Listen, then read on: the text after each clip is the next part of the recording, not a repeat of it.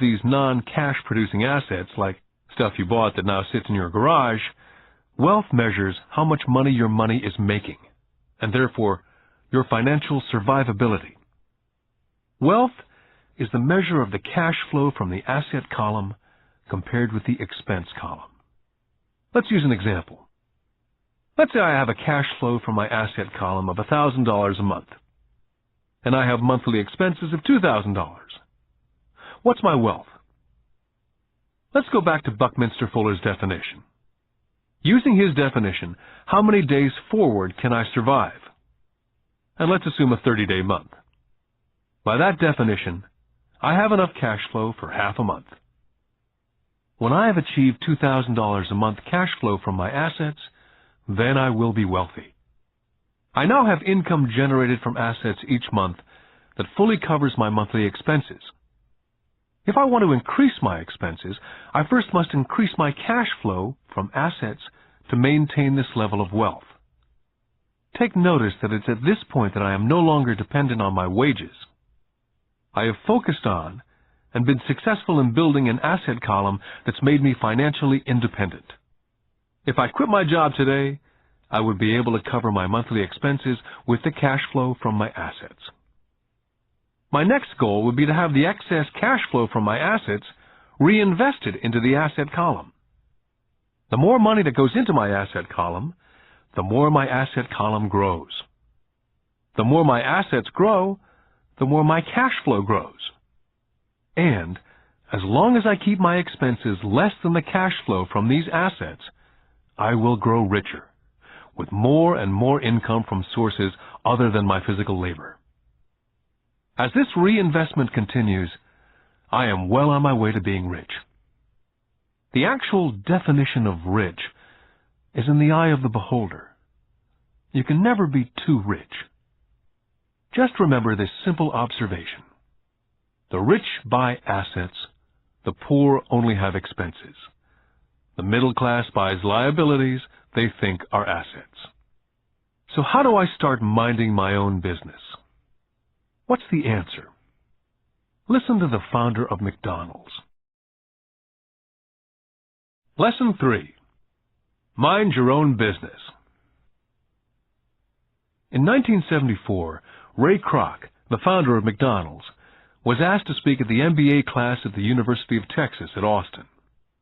A dear friend of mine, Keith Cunningham, was a student in that MBA class. After a powerful and inspiring talk, the class adjourned, and the students asked Ray if he would join them at their favorite hangout to have a few beers. Ray graciously accepted. "What business am I in?" Ray asked, once the group had all their beers in hand. Everyone laughed, said Keith. Most of the MBA students thought Ray was just fooling around. No one answered, so Ray asked the question again. "What business do you think I'm in?" The students laughed again. And finally, one brave soul yelled out, "Ray, who in the world does not know that you're in the hamburger business?" Ray chuckled. "That's what I thought you'd say." He paused, and then quickly said, "Ladies and gentlemen, I'm not in the hamburger business. My business is real estate." McDonald's today is the largest single owner of real estate in the world, owning even more than the Catholic Church. Today, McDonald's owns some of the most valuable intersections and street corners in America, as well as in other parts of the world. Keith said it was one of the most important lessons in his life. Today, Keith owns car washes, but his business is the real estate under those car washes. The previous chapter ended with a statement illustrating that most people work for everyone but themselves. They work first for the owners of the company, then for the government through taxes, and finally for the bank that owns their mortgage. As a young boy, we did not have a McDonald's nearby. Yet my rich dad was responsible for teaching Mike and me the same lesson that Ray Kroc talked about at the University of Texas. It is secret number 3 of the rich. The secret is, mind your own business. Financial struggle is often directly the result of people working all their life for someone else. Many people will have nothing at the end of their working days. Our current educational system focuses on preparing today's youth to get good jobs by developing scholastic skills. Their lives will revolve around their wages, or, as described earlier, their income column. And, after developing scholastic skills, they go on to higher levels of schooling to enhance their professional abilities. They study to become engineers, scientists, cooks, police officers, artists, writers, and so on.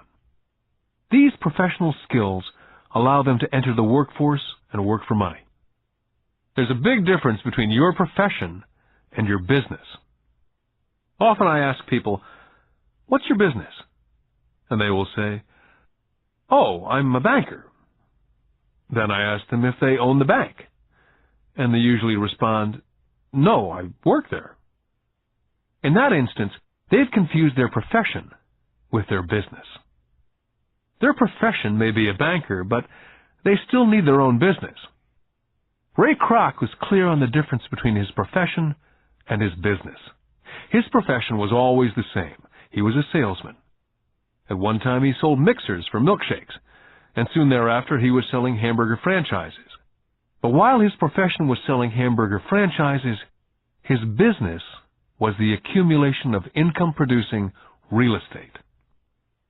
To become financially secure, a person needs to mind their own business. Your business revolves around your asset column, as opposed to your income column.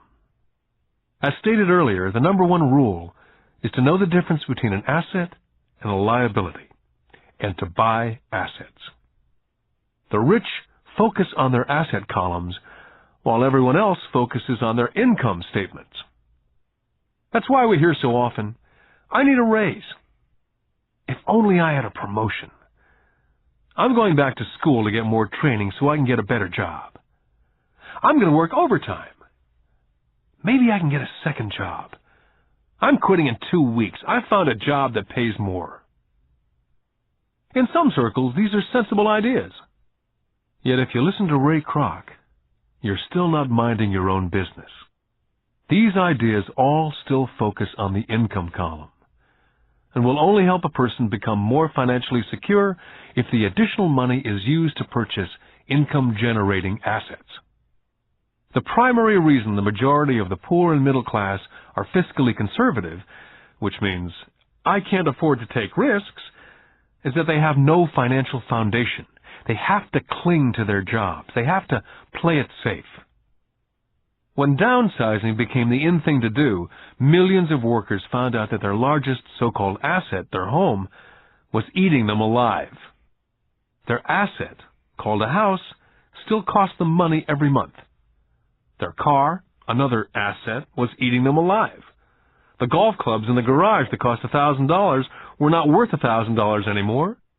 Without job security, they had nothing to fall back on. What they thought were assets could not help them survive in a time of financial crisis. So, many people have put themselves in deep financial trouble when they run short of income. To raise cash, they sell their assets. First, their personal assets can generally be sold for only a fraction of the value that's listed in their personal balance sheet. Or, if there's a gain on the sale of the assets, they're taxed on the gain. So again, the government takes its share of the gain, thus reducing the amount available to help them out of debt. That's why I say someone's net worth is often worth less than they think. Start minding your own business. Keep your daytime job, but start buying real assets, not liabilities or personal effects that have no real value once you get them home. A new car loses nearly 25% of the price you pay for it the moment you drive it off the lot. It's not a true asset, even if your banker lets you list it as one. My $400 new titanium driver was worth $150 the moment I teed off. For adults, keep your expenses low, reduce your liabilities, and diligently build a base of solid assets. For young people who've not yet left home, it's important for parents to teach them the difference between an asset and a liability.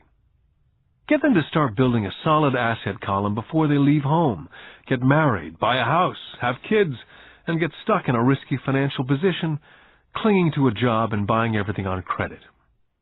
I see so many young couples who get married and trap themselves into a lifestyle that will not let them get out of debt for most of their working years.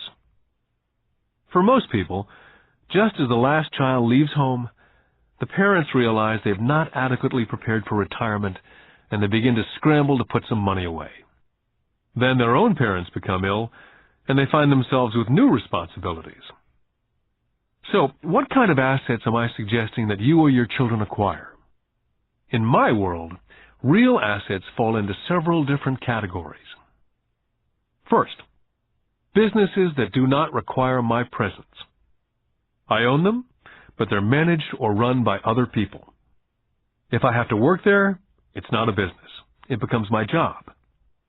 Then come categories such as stocks, bonds, mutual funds, income-generating real estate, notes or IOUs, royalties from intellectual property such as music, scripts, patents, and finally anything else that has value, produces income, or appreciates and has a ready market. As a young boy, my educated dad encouraged me to find a safe job. My rich dad, on the other hand, encouraged me to begin acquiring assets that I loved. If you don't love it, you won't take care of it. I collect real estate simply because I love buildings and land. I love shopping for them. I could look at them all day long. When problems arise, the problems are not so bad that it changes my love for real estate. For people who hate real estate, they shouldn't buy it. I love stocks of small companies, especially startups. The reason is that I am an entrepreneur, not a corporate person. In my early years, I worked in large organizations, such as Standard Oil of California, the U.S. Marine Corps, and Xerox Corporation. I enjoyed my time with those organizations and have fond memories, but I know deep down I'm not a company man. I like starting companies, not running them. So my stock buys are usually of small companies, and sometimes I even start the company and take it public. Fortunes are made in new stock issues, and I love the game.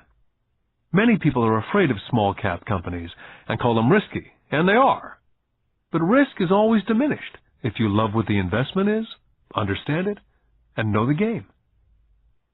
For years, even while I was with the Marine Corps and Xerox, I did what my rich dad recommended. I kept my daytime job, but I still minded my own business. I was active in my asset column. I traded real estate and small stocks. Rich Dad always stressed the importance of financial literacy. The better I was at understanding the accounting and cash management, the better I would be at analyzing investments and eventually starting and building my own company. I would not encourage anyone to start a company unless they really want to. Knowing what I know about running a company, I would not wish that task on anyone. There are times when people cannot find employment, where starting a company is a solution for them.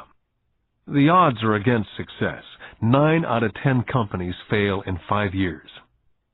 Of those that survive the first 5 years, 9 out of every 10 of those eventually fail as well.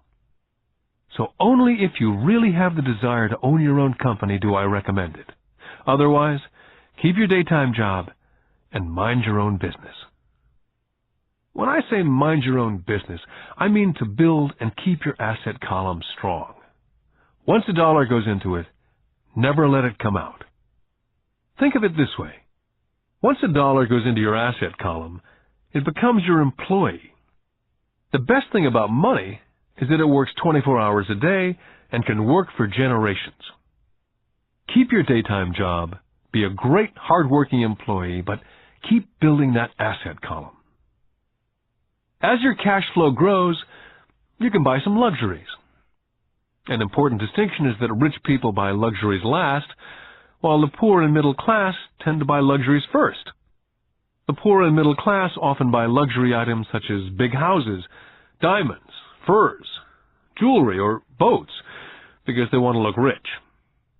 They look rich, but in reality they just get deeper in debt on credit. The old money people, the long-term rich, built their asset column first. Then the income generated from the asset column bought their luxuries. The poor and middle class buy luxuries with their own sweat, blood, and children's inheritance. A true luxury is a reward for investing in and developing a real asset. For example, when my wife and I had extra money coming from our apartment houses, she went out and bought her Mercedes. It didn't take any extra work or risk on her part, because the apartment house bought the car. She did, however, have to wait for it for 4 years while the real estate investment portfolio grew and finally began throwing off enough extra cash flow to pay for the car. But the luxury, the Mercedes, was a true reward because she had proved she knew how to grow her asset column. That car now means a lot more to her than simply another pretty car. It means she used her financial intelligence to afford it. What most people do is they impulsively go out and buy a new car or some other luxury on credit. They may feel bored and just want a new toy. Buying a luxury on credit often causes a person to sooner or later actually resent that luxury because the debt on the luxury becomes a financial burden.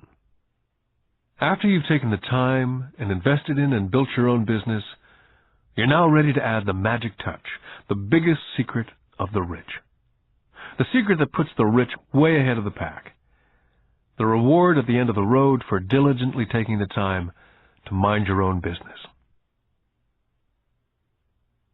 Lesson 4. The history of taxes and the power of corporations. I remember in school being told the story of Robin Hood and his merry men. My school teacher thought it was a wonderful story of a romantic hero, a Kevin Costner type, who robbed from the rich and gave to the poor. My rich dad did not see Robin Hood as a hero. He called Robin Hood a crook. Robin Hood may be long gone, but his followers live on. How often I still hear people say, "Why don't the rich pay for it?" Or, "The rich should pay more in taxes and give it to the poor." It's this idea of Robin Hood, or taking from the rich to give to the poor, that has caused the most pain for the poor and the middle class. The reason the middle class is so heavily taxed is because of the Robin Hood ideal. The real reality is that the rich are not taxed. It's the middle class who pays for the poor, especially the educated upper-income middle class. Again, to understand fully how things happen, we need to look at the historical perspective. We need to look at the history of taxes. Although my highly educated dad was an expert on the history of education, my rich dad fashioned himself as an expert on the history of taxes. Rich Dad explained to Mike and me that in England and America originally, there were no taxes. Occasionally, there were temporary taxes levied in order to pay for wars. The king or the president would put the word out and ask everyone to chip in. Taxes were levied in Britain for the fight against Napoleon from 1799 to 1816. And in America, taxes were levied to pay for the Civil War from 1861 to 1865. In 1874, England made income tax a permanent levy on its citizens. In 1913, an income tax became permanent in the United States with the adoption of the 16th Amendment to the Constitution. What these historical dates fail to reveal is that both of these taxes were initially levied against only the rich. It was this point that Rich Dad wanted Mike and me to understand. He explained that the idea of taxes was made popular and accepted by the majority by telling the poor and the middle class that taxes were created only to punish the rich. This is how the masses voted for the law, and it became constitutionally legal. Although it was intended to punish the rich, in reality it wound up punishing the very people who voted for it, the poor and the middle class. Once government got a taste of money, the appetite grew, said Rich Dad. Your dad and I are exactly opposite. He's a government bureaucrat and I'm a capitalist. We get paid, and our success is measured on opposite behaviors. He gets paid to spend money and hire people. The more he spends and the more people he hires, the larger his organization becomes. In the government, the larger his organization, the more he's respected. On the other hand, within my organization, the fewer people I hire and the less money I spend, the more I'm respected by my investors. That's why I don't like government people. They have different objectives from most business people. As the government grows, more and more tax dollars will be needed to support it. As I said, the passage of taxes was only possible because the masses believed in the Robin Hood theory of economics, which was to take from the rich and give to everyone else. The problem was that the government's appetite for money was so great that taxes soon needed to be levied on the middle class, and from there it kept trickling down. The rich, on the other hand, saw an opportunity. They did not play by the same set of rules. As I've stated, the rich already knew about corporations, which became popular in the days of sailing ships. The rich created the corporation as a vehicle to limit their risk to the assets of each voyage. The rich put their money into a corporation to finance the voyage. The corporation would then hire a crew to sail to the New World to look for treasures. If the ship was lost, the crew lost their lives, but the loss to the rich would be limited only to the money they invested for that particular voyage. It's the knowledge of the power of the legal structure of the corporation that really gives the rich a vast advantage over the poor and the middle class. Having two fathers teaching me, one a socialist and the other a capitalist, I quickly began to realize that the philosophy of the capitalist made more financial sense to me. It seemed to me that the socialists ultimately penalized themselves due to their lack of financial education. No matter what the take-from-the-rich crowd came up with, the rich always found a way to outsmart them. That is how taxes were eventually levied on the middle class. The rich outsmarted the intellectuals solely because they understood the power of money, a subject not taught in schools. How did the rich outsmart the intellectuals? Once the take-from-the-rich tax was passed, cash started flowing into government coffers. Initially, people were happy. Money was handed out to government workers and the rich. It went to government workers in the form of jobs and pensions. It went to the rich via their factories receiving government contracts. The government became a large pool of money, but the problem was the fiscal management of that money. There really is no recirculation. In other words, the government policy, if you were a government bureaucrat, was to avoid having excess money. If you failed to spend your allotted funding, you risked losing it in the next budget. You'd certainly not be recognized for being efficient. Business people, on the other hand, are rewarded for having excess money and are recognized for their efficiency. As this cycle of growing government spending continued, the demand for money increased, and the tax-the-rich idea was now being adjusted to include lower income levels, down to the very people who voted it in, the poor and the middle class. True capitalists used their financial knowledge to simply find a way to escape.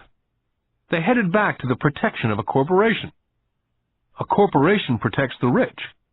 But what many people who've never formed a corporation do not know is that a corporation is not really a thing. A corporation is merely a file folder with some legal documents in it, sitting in some attorney's office registered with a state government agency. It's not a big building with the name of the corporation on it. It's not a factory or a group of people. A corporation is merely a legal document that creates a legal body without a soul. The wealth of the rich was once again protected. Once again, the use of corporations became popular once the permanent income laws were passed, because the income tax rate of the corporation was less than the individual income tax rates. In addition, as I said earlier, certain expenses could be paid with pre-tax dollars within the corporation.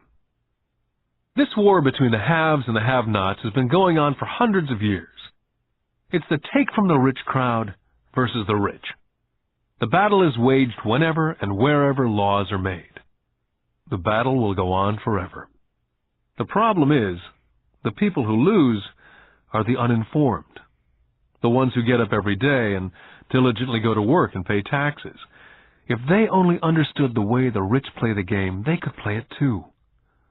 Then they would be on their way to their own financial independence. This is why I cringe every time I hear a parent advise their children to go to school so they can find a safe, secure job. An employee with a safe, secure job without financial aptitude has no escape. Average Americans today work 5 to 6 months for the government before they make enough to cover their taxes. In my opinion, that is a long time. The harder you work, the more you pay the government. That's why I believe that the idea of take from the rich backfired on the very people who voted it in. Every time people try to punish the rich don't simply comply, they react. They have the money, power, and intent to change things. They do not just sit there and voluntarily pay more taxes. They search for ways to minimize their tax burden. They hire smart attorneys and accountants and persuade politicians to change laws or create legal loopholes. They have the resources to effect change. The poor and the middle class do not have the same resources. They sit there and let the government's needles enter their arm and allow the blood donation to begin. Today, I'm constantly shocked at the number of people who pay more taxes or take fewer deductions simply because they are afraid of the government. And I do know how frightening and intimidating a government tax agent can be. I have had friends who have had their businesses shut down and destroyed only to find out it was a mistake on the part of the government. I realize all that. But the price of working from January to mid-May is a high price to pay for that intimidation. My poor dad never fought back. My rich dad didn't either. He just played the game smarter, and he did it through corporations, the biggest secret of the rich. My highly educated dad always encouraged me to seek a good job with a strong corporation. He spoke of the virtues of working your way up the corporate ladder. He didn't understand that by relying solely on a paycheck from a corporate employer, I would be a docile cow ready for milking. When I told my rich dad of my father's advice, he only chuckled. "Why not own the ladder?" was all he said. As a young boy, I didn't understand what Rich Dad meant by owning my own corporation. It was an idea that seemed impossible and intimidating. Although I was excited by the idea, my youth would not let me envision the possibility that grown-ups would someday work for a company I would own. The point is, if not for my rich dad, I would have probably followed my educated dad's advice. It was merely the occasional reminder of my rich dad that kept the idea of owning my own corporation alive and kept me on a different path. By the time I was 15 or 16, I knew I was not going to continue down the path my educated dad was recommending. I did not know how I was going to do it, but I was determined not to head in the direction most of my classmates were heading. That decision changed my life. It was not until I was in my mid-20s that my rich dad's advice began to make more sense.